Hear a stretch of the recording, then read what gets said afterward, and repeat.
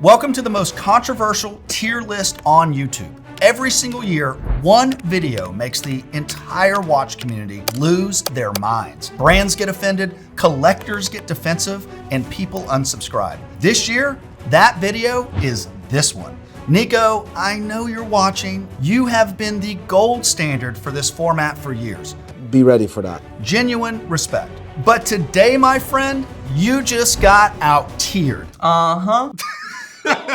All right, Felix agrees. Now, before we get into it, I have to warn you. Some of you are going to be absolutely furious when you see where your favorite brand lands, and some of you are going to love every single placement. Here's what makes this list different from every other tier list you've ever seen. Nobody on this list paid us a single penny. No sponsored placements by watch brands, no free watches in exchange for a better tier. What you're about to hear is 15 years of collecting, zero compromises. If this video blows up, and I mean like really blows up, I'm coming back with the micro brand tier list. After that, the full Rolex catalog. Every single reference ranked. That one is going to be an absolute bloodbath. No brand is safe, but listen to me here. There's always next year. Hit subscribe right now, not after the video, right now, because whether any of that happens depends entirely on what you do with this video. All right, 7 tiers, 49 brands, no mercy. What are we going with first, man? H, Moser, and C. H, Moser, and C. Listen, they are independent. They are fearless. There's no shareholders or conglomerate that they have to answer to. They literally made a watch that had no dial and no logo, just to around with the Swiss industry. I think that was what they called the Mad Watch. That's a brand with balls, and they troll everyone, and they still make some of the most extraordinary watches on earth. For me, H. Moser is definitely God tier all day long. If that surprises you guys, then I don't think you've been paying attention. JLC. JLC, the Reverso. I mean, that's probably one of the most beautiful watches ever made. They made a caliber, it's the smallest movement in the entire world. I think these guys have supplied movements for almost everyone in the industry, and they don't get any credit. They are literally the watchmaker's watchmaker. JLC for me is take my money. I'd buy almost any of their watches. It's really as simple as that. Lange. Everyone calls Lange, I think, like the poor man's Omega. I don't really know why, but those people I don't think have ever spent time with a legend diver, to be honest, or look at the new release, the Hydro Conquest that just came out. That thing fucking destroys Tudor. I think Omega is like 10 grand or almost for a Speedmaster right now, and Tudor keeps just bumping up their prices left and right. Longines has richer heritage, a better price point, and people just don't talk about it. To me, that is the epitome of a sleeper brand. Timex. Timex makes amazing watches for the price, in my opinion. Most of their automatics are under 200 bucks. The movement is reliable. It always runs. They've got beautiful dials. They've been making watches since 1854. There is no argument there. For me, Timex, hands down, bang for buck. And I won't apologize for that. IWC. Woo, IWC. It's like the most iconic pilot watch, right? And the Portuguese is beautiful. But right now, I feel like they have no identity, no direction with this brand. And the prices are going up faster than the standards for the watch. I just can't stomach how badly these take a hit on the secondary. The moment you walk out of the store, it's pretty gross. I mean, at that point, it's not even a purchase. That's like a donation. So for me, IWC right now, I'm gonna rank mid. All right, what's next, Felix? Patek Philippe. Oh, Patek. I bet most of you expected Patek in God tier, and I'm gonna tell you why they're not. The Cubitus. That was their first new edition in 25 years, and when it leaked, I think Instagram literally ran out of turd emojis. People were screaming for Stern to resign. It is because I hate him. And the funny thing is, that fucking guy, the balls on that guy, he stated the haters have never had a Patek and they never will. I mean, I don't think it was absolutely wrong. It went on the secondary right after it was released for $112,000 or something absolutely ridiculous. But a real leader still admits when they are wrong. Right, Felix? Yes, I agree. Okay. You're not chiming in, Felix. So not God tier? But here's the thing. Most leaders admit when they're wrong. And even though it sells on the secondary for over retail, who cares? But I will also say there are just too many brilliant fucking watches that they make. All but the Cubitist I'd buy, especially their Grand Complications. Take my money. God tier is earned and not inherited. Baltic. Baltic, they are a French micro brand. They are known for being vintage inspired. They've got really good movements for the money. They're not like the most impressive, but they are usually under $1,000. Baltic, Mr. Wonderful gave it his blessing. So I'm going for bang for buck all day. Museum pieces. Movado. Ooh, one dot on a black dial. Movado, you are dumpster fire. Ouch. Your favorite brand of all time. Rolex. Oh, Rolex. Oh my God. Okay, let me explain this tier right here. So Rolex tier is not the very worst tier on the list. The dumpster fire, hands down, is the absolute garbage trash tier. But the Rolex tier is for brands where you're paying for hype, you're paying for a name on your wrist, not for any of the craftsmanship, not for any of what watch collectors collect for. The marketing basically is doing all of the work and not the craftsmanship. So Rolex is obviously going into the Rolex tier this year. Think about this brand right now in 2026. Flashy cars, thick gold chains, driver loafers, slick back hair. It just feels so gross. That is the Rolex customer right now, and I can't stand it. It is a pure hype brand through and through. Welcome to the Rolex tier, and there is no better brand to open it up than the brand that it's named after. Grand Seiko. Listen, GS makes some extraordinary dials. They're absolutely beautiful. The Snowflake, what else? Just the Seasons collection in general. They really are beautiful, but here's the problem. The watches seem so boring to me. Here's the point. Grand Seiko, make something interesting. Grand Seiko is mid all day long. Serica. Serica. So listen, they're a French independent brand. They make some beautiful watches. I think their deal is that they want to elevate the tool watch, and they do that hands down. The 5303 that was inspired by French military aviation. They use cost movements, the dial quality, the case finishing. It embarrasses brands charging 3 times the price, under $1,500 for a watch that looks like it should be $5,000, and it goes on and on. You've got the 1690, you've got the Parade. I mean, fucking wow. But if you don't know Serica, you need to. Serica is take my money all day long. Tag Heuer. Little Tag. The Monaco is amazing. It's iconic. The Carrera has legitimate history. They developed a carbon fiber hairspring, like a completely new oscillator material. That was revolutionary. I don't think anybody in the mainstream has noticed. Also, the prices have kind of gotten away from them. 5 years ago, you could get a tag for like $700, the cheapest one. And today, I believe it's around $1,600. That is a real problem tag. But they are a brand that's stepping up their game in the background. I mean, their glass box line is pure standout. I'm gonna put them in the sleeper category. Citizen. Citizen. Okay, they've got EcoDrive technology. Listen, they're reliable watches, but Felix, did you know this? They sell 27 million watches a year. 27 million. Name me one release in the last 5 years that have made you stop and go, oh my God, that's amazing. EcoDrive titanium. EcoDrive titanium is the EcoDrive with a titanium case, right? I'll wait and see if anybody can name something in the comments that they were excited about in the last 5 years. For me, Citizen is a mid-brand all day. You really like Citizen? I don't think it's a mid-brand. You know how I feel. I like Seiko more. I think Citizen is okay. Like, they've got some good pieces. Right now is probably the common love. Oh my. What, you think all the Seiko people are moving over? Seiko guys, are you all moving over to Citizen now? Is that what's happening? Citizen, mid's not terrible, guys. It's not the best, but there's room for improvement. That's all I'm saying. So Citizen, step up your game, man. Come on. All right, what do we have next? Up next, we have Breitling.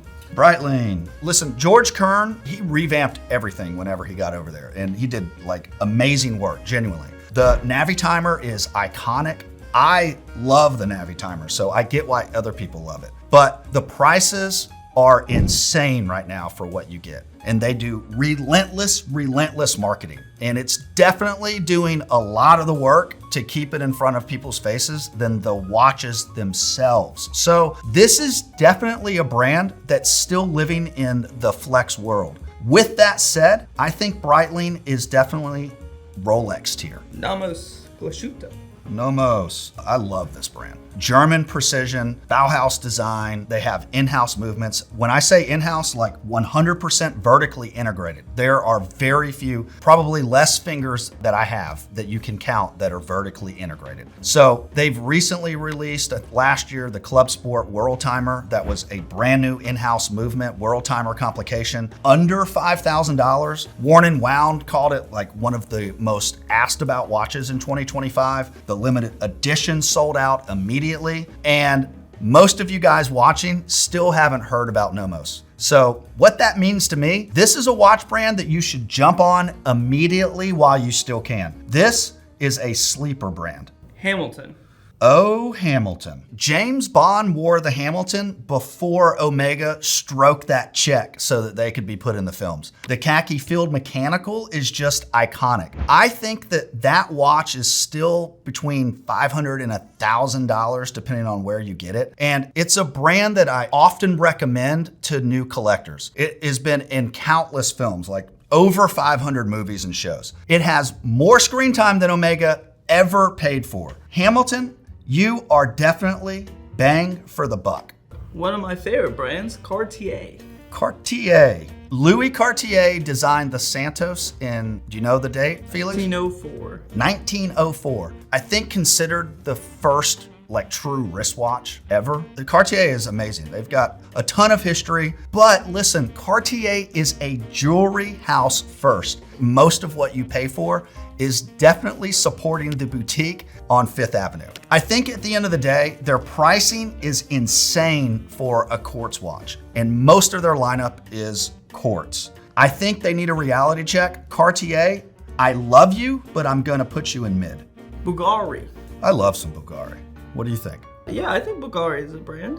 Just a brand? It's a brand. Okay. Well, listen, the Octo Finissimo, come on. We saw that a couple years ago in New York. That was an amazing watch. It holds the world record for the thinnest, I think, manufactured. Somebody else has made one thinner, but it's not really a manufactured watch. So they hold the record for the thinnest. They make in-house calibers, genuinely extraordinary stuff. The credit that they get in what they are actually doing, I think that places Bulgari definitely in the sleeper tier. Tudor.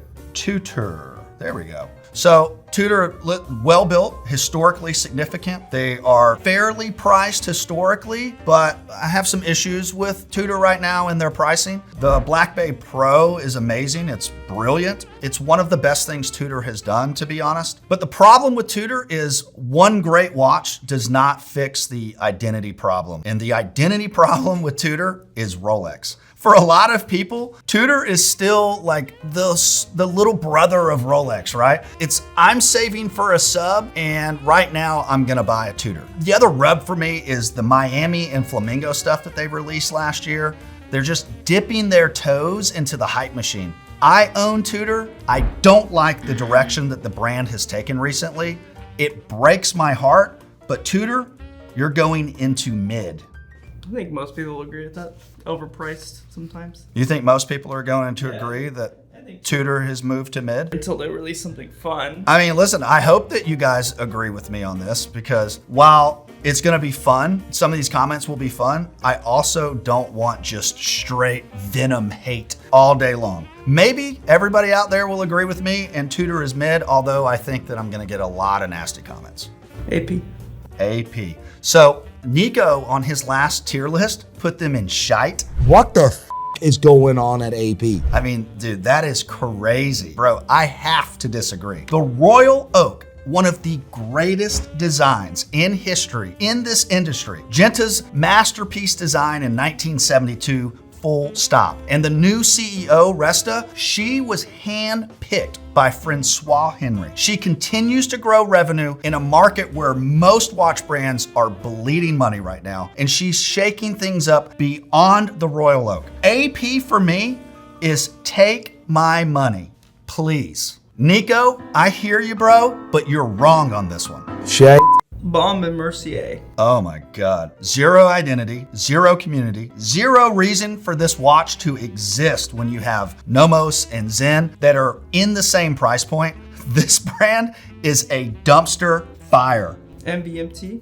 MVMT. Oh, dumpster fire. Daniel Wellington. Oh, gross. Daniel Wellington. I can't find him on this fucking list, Felix. You made everything so disgustingly small. Can you tell me where Daniel Wellington is? This is the whole name. Oh, found it. Daniel Wellington, dumpster fire. Fossil. Oh, Fossil, dumpster fire. Panerai. Panerai. Felix, shit, Wow. dumpster fire. Next. Gerard Perregaux. Are you trying to be fancy?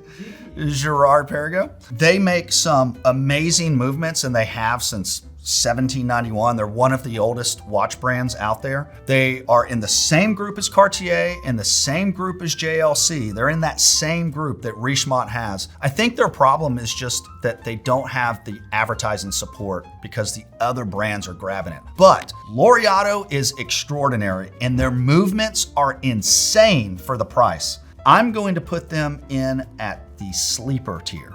Blancpain. Blancpain. Nobody can argue that the 50 Fathoms invented the modern dive watch. They came out with that in 1953. That's not up for debate, and that is before the Submariner. But then this amazing watch house put their name on a $350 plastic shopping mall watch. Listen, you cannot attach the most iconic dive watch in history to Swatch and expect collectors to keep paying $15,000 or probably more at this point for the real thing. They are coasting on a legendary name. Blancpain, you are mid, and I'm not apologizing for it. To be honest, you are an ass hair away from being dumpster fire. All right, go ahead. Chopard. Chopard. Oh, I love me some Chopard. Huge fan of the Alpine Eagle line. I mean, those dials are amazing. But really, it's the LUC line. That is their secret weapon. They in-house movements, hand finishing to a standard that it just blow your mind. The LUC Quattro Mark V, one of the nicest watches that I think's ever been made, and nobody talks about it. Not the press,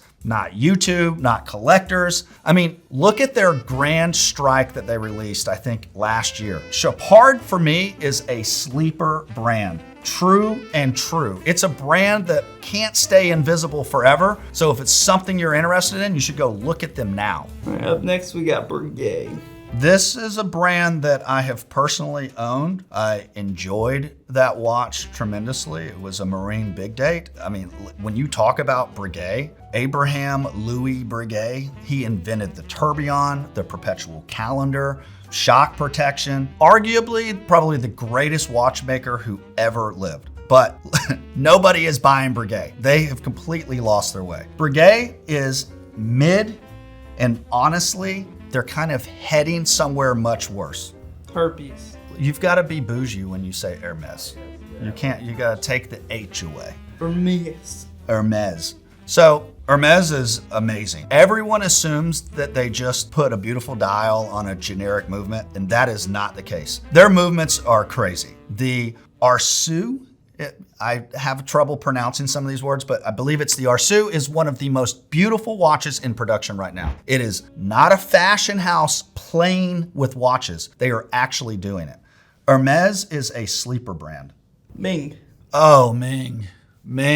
They are a Malaysian independent. They make fewer than 500 watches a year, and most of them sell out in minutes. They are distinct. Their designs are excellent. They do really cool things with their movements. I'm wearing a Ming right now, but with all of the crazy expensive watch releases that they've had in recent years. They used to be $1,500 to $4,000, and moving in the direction that Ming is moving right now is a massive mistake. I'm gonna have to place Ming, as much as it hurts me, in the mid category. Go ahead and fight me in the comments, but I promise you that they are overpriced. Hublot. Hublot, the poor man's Richard Mille, right? Probably, I would think most people watching would think that Hublot is gonna go in the dumpster fire, but here's the nuance. Hublot has built one of the most sophisticated hype machines in the industry. The Big Bang, Ferrari collab, celebrity placements, and the watch underneath isn't as spectacular as you would think. This is the epitome of a hype watch through and through. This is Rolex tier, not dumpster fire. You think that that's gonna hurt Rolex fanboys being in the same tier as Hublot? Oh man, I'm kind of feeling bad for Rolex right now. All right, what do we have next? Zen. Whoa, what a great brand, man. Zen, they're made in Frankfurt, Germany. They make the U1 case that uses German tegmented submarine steel. They fill their cases with argon, like dry argon. They do just amazing things over there. The Zen 556, arguably one of the best Gata watches ever made. Name me another brand doing any of this at their prices. Who else? Lange. Zen. No, they're not. That's the difference. The dedication to creating something unique from Zen and then offering it at that price, it's pretty impressive. Zen is going to go into the sleeper category. Richard Mille. Richard Mille. Gross, gross, gross, gross, gross. Listen, the engineering is extraordinary. I'll give them that. Aerospace carbon, they got some incredible stuff over there, but that's not what you're paying for. You're paying for their celebrity endorsements. You're paying for the Nadal myth. Nico puts Richard Mille in mid. I know exactly where I'm putting them. Shade. Richard Mille is in the Rolex tier. Oh, Bulgari watch. the Bugatti watch? Dude, get the fuck out of here. Richard Mille is the purest, most complete expression of exactly what this tier is about. Unpopular take, Richard Mille isn't actually that bad. Who said that? He just did. Me.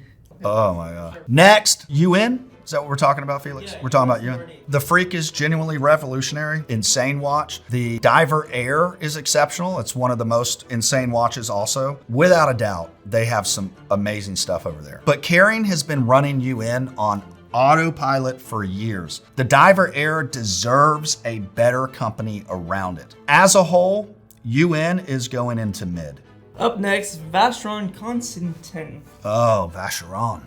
Oh, I love you, Vacheron. It's the oldest manufacturer in continuous operation since 1755. Felix, if that doesn't make you rock hard, I don't know what will. I don't like old people, so. You don't like old people? This is a watch company. Are you telling me that if you found like a smoking hot grandma? From 1755? Think about Christy Brinkley. If Felix saw Christy Brinkley right now, I don't know how old she is. I'm guessing like 65. You don't know who Christy Brinkley is? Christy Brinkley. Yeah, I knew it. See? All right, so don't tell me you don't like old people. So they are the oldest brand. I think for me, that's amazing. Here's what most people don't know. Vacheron launched the 222 Steel integrated bracelet in 1977. And at the time, that was a bold move for a more conservative brand like they were. This is before, the Royal Oak was already out, but it was before it became a cultural icon that we know. They've got the overseas, the patrimony, pure confidence in everything that they make. They're just a little quiet about it. If I could pull the trigger on anything on this list right now, Vacheron is in the conversation every single time. Vacheron, take my fucking money. All right, Oris. Oris is amazing. They're completely independent, tons of freedom with their releases. I respect their integrity in everything that they do over there, but they have some competitors now. They have Baltic, they have Zen, they have Nomos, and those watches exist at the same or sometimes lower prices. Oris, you need to work harder to stand out. For that reason, you're going to mid. What's up next? CW, Christopher Ward. Well, Christopher Ward action. This is a British brand with Swiss movements, no authorized dealer markup. That's one of the best things about them. They have a GPHG award with the Bel Canto. That is absolutely mind-blowing because they had to go up against Swiss giants. They recently are releasing the C63 Sealander True GMT, which is a fully developed in-house movement. That is serious quality at amazing prices. They do an amazing job. For that reason, Christopher Ward is going to be bang for buck. Gucci. Shout out my boy Gucci. Gucci, you're a dumpster fire all day. Oh, get the fuck out of here. Why though? Why? It's a good brand, no? The designer, the brand itself, to be honest, I love Gucci. For a watch, that is a pure fashion watch. They do not have a legitimate watch division. It's just that simple. There is a difference between somebody like Hermes that is a fashion house but has a true watchmaking division. This is just a fashion house through and through. So their watches are gross. I believe that most of them are quartz on top of it. So you couldn't pay me to wear a Gucci watch. You should always wear what you want and you should have your own style. But there are just some things that would be going to a nice dinner with your girlfriend's parents and sagging your jeans. Like you just wouldn't do it. It just is douchey. One of the greats. Oh, one of the greats. What is it? Casio / G-Shock. I love some G-Shock. They are NASA tested, military issued. So are we doing just G-Shock or are we doing Casio and G-Shock? G-Shock. Just G-Shock? So the F91's not in conversation? I mean, G-Shock's owned by Casio. Correct. I'm gonna marry them together. The F91 is probably the most worn watch on planet Earth, and it looks fabulous. They've been making it since the 1980s. The G-Shock itself, you can get one between $50 and $100, and it's gonna outlast probably any other watch there is. So here's the issue that I have. Nico dropped Casio to shite this year. Shade. Because they apparently promised him like 10,000 F91s for some type of personal giveaway, and they never delivered them. I mean, listen, I'm putting them in bang for buck because I'm not asking Casio for 10,000 F91s. I mean, who the fuck does that? You should have known better, bro. Bang for buck, full stop. Up next we have Swatch. Oh, Swatch. Here's my issue with Swatch. I used to love Swatch. They probably saved the Swiss watch industry from extinction. When I was growing up, there was no other brand that a 10-year-old to late teenage, like that's all we looked at were Swatches. They were so cool, they were so fun, and that's not an exaggeration. Without Swatch, I don't know if people would have been buying and wearing watches. But they have cheapened that legacy with the fucking Moon Swatch. Honestly, I mean, it drives me crazy. You don't do that to brands inside of your own house. Swatch, you are dumpster fire. Here we got Bulova. Bulova. I just love the sound. Bulova. Bulova went to the moon, one of only 2 brands to have ever done that. They have the Lunar Pilot, the Computron, the Accutron. It's amazing American watchmaking history, and their prices make sense. What you're getting and what you're paying is great. Bulova is pure bang for buck. Louis Vuitton. LV. Louis interesting. They had some trash watches for a long time. And I still think that people just think of them as a handbag company or, a fashion company, but they really are much more than that. Under the current CEO, they have completely transformed their watch division. So they came out in 2023 with the Tambour redesign, and that was their first proper integrated watch. It has an in-house movement, serious finishing, and it's genuinely competitively priced. So they've made some waves. In fact, our buddy down in Miami, Lex, if you're watching this, shout out to Lex, shout out to 0260. I believe Lex, he bought the very first Tambour, I believe, in the United States, and the watch is gorgeous. Most people think LV watches are a punchline. They're not. They are not anymore.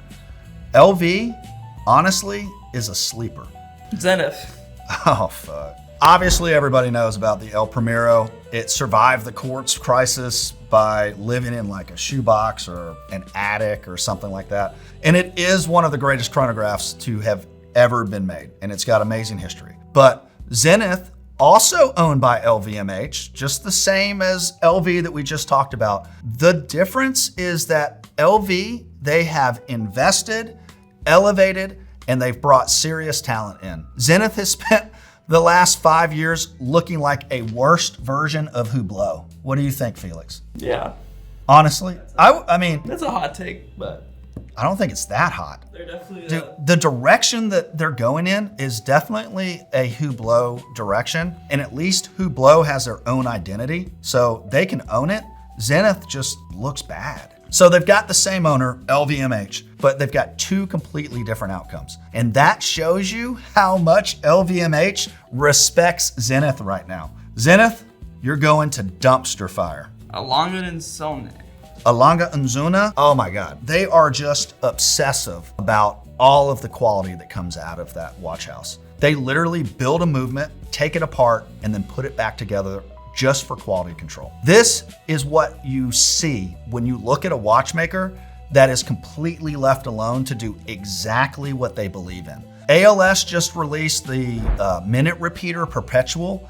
That's their first watch that they've ever made that combines a perpetual calendar and a minute repeater. That is a combination that only like 4 watchmakers in the entire world have ever pulled off. They have no celebrity endorsements, there's no hype, there's just no noise. It's one of the most elegant watches that you could ever have. They make movements that only a handful of people on earth are capable of, including Patek Philippe. They are the #1 competitor to Patek, and to be honest, a lot of times they maybe even do it better. German engineering at its absolute peak. Guys, this has to be God tier. Up next, we have Seiko. Seiko. Listen, hear me out because I know that I'm probably going to get roasted. Seiko's core lineup has been coasting for years. Honestly, they have. I haven't been excited about a Seiko release in forever. Tell me something amazing that they've released. The Sharp Edge series is pretty good. I'm not saying that they're not good. I think Seiko has like decades of innovation. And to me, that doesn't sound like innovation. It doesn't sound like they're pushing boundaries. It doesn't sound like they're trying to do anything. They are simply protecting their name right now. That's all they're doing. I'm not gonna put them in dumpster fire, and they are not like a hype piece where they could go into a Rolex tier.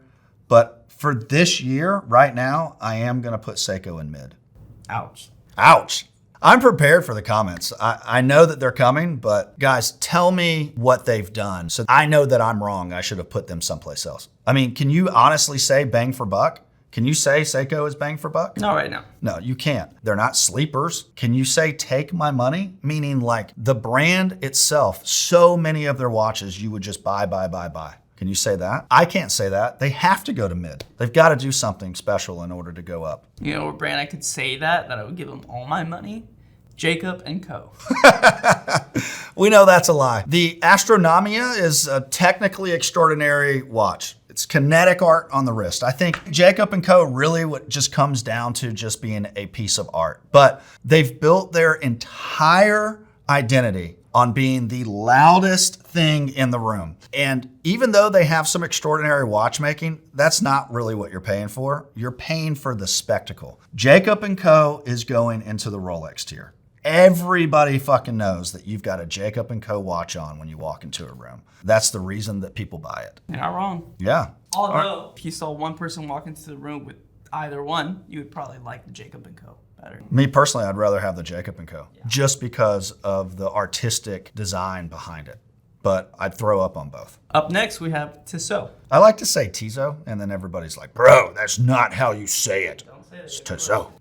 Whatever. The PRX is a good watch. I own a PRX. Felix owns a PRX. We talk about PRX variations that I really love, especially for the price. That Damascus is like insane to me for the price. But I will say this, the cult following around Tissot is completely outgrown the watch itself. It's insane. I don't know why they've attached themselves to this watch in particular as if it is the greatest watch that's ever been made. It's not. And so when a watch becomes more about that cultural movement than what is actually on your wrist, that is exactly what the Rolex tier means.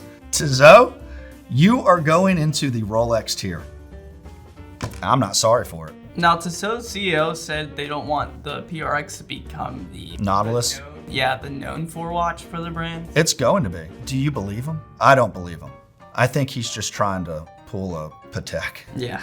We're down to one brand, bro. Last big brand we have Omega.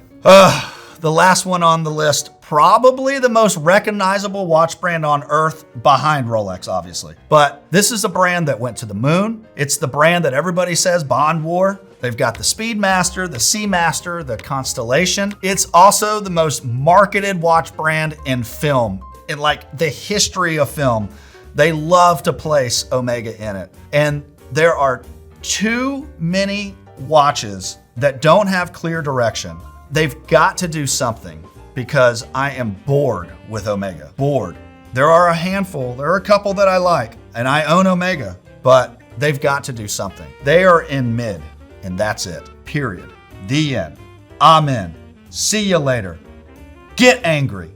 I don't care. I can't get it in mid. Doesn't want to go in mid. There we go. All right, there we have it. 49 brands, 7 tiers, 0 compromises. Now, Nico, you've built this format. Your courage to say what others in this industry wouldn't year after year gave every single one of us in this community permission to have an actual opinion. Thank you, sir. I have genuine, enormous respect for what you've built. Every single year, it's the same shit. But today, bro, I did such a better job. And next year, I'm coming back. To everyone watching, the comments are open. Tell me where I lost my mind. Tell me where I nailed it. Tell me what brand I disrespected that deserved better. That conversation, right down in the comments. Now, some of you are already asking the same question. Well, what about the independents? Where is MBMF? Where is FP Journe, right? Where is Doxa?